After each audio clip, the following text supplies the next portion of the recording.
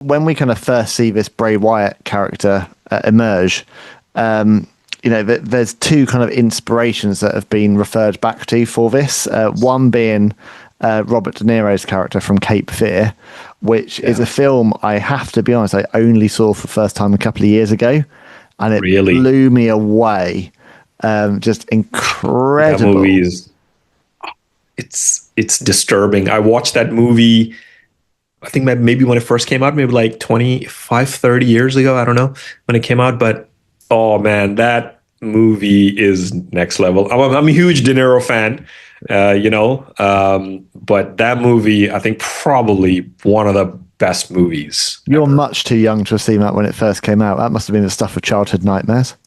I don't know when it came out, but I think I watched it in late 90s. So I don't know when that movie was released. It came out in 1991, I believe, because that movie directly inspires Waylon Mercy, who comes into the WWF in 1995, and then of course Waylon Mercy's character inspires Bray Wyatt. But let's just sit on Waylon Mercy for a second, because Dan Spivey's character Waylon Mercy was such a bright spot in such a dark time for WWF.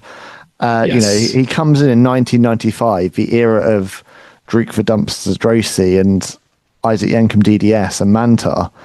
And his character was insane. He was just so scary and so unhinged and so brilliant. And if that Waylon Mercy character had landed 1 year later, I think people would still be talking about him as one of the greats of all time.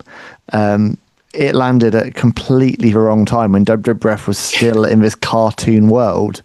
And if it had landed at the time when we had Mankind and Kane, and we were on the cusp of the Attitude Era, he would have fitted in like a glove. But in 1995, for whatever reason, that Waylon Mercy character just did not stick around.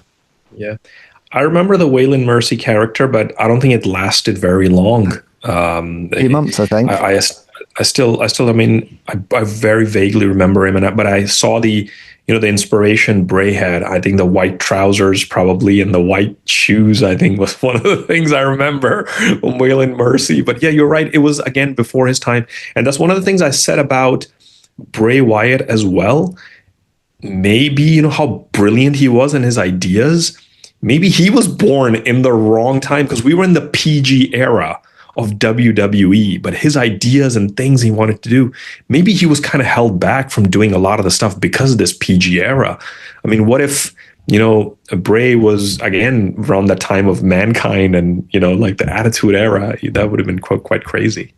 Yeah, I think that's you were talking to me before we started recording, and we were thinking about the different things to focus on today. And that's one of the things that really jumped out at me that you said, Ash, is that Bray Wyatt he wasn't there in the right time in many respects. And I think that's something you see throughout all of his kind of work as Bray Wyatt. It was like he was always a bit too edgy for the product.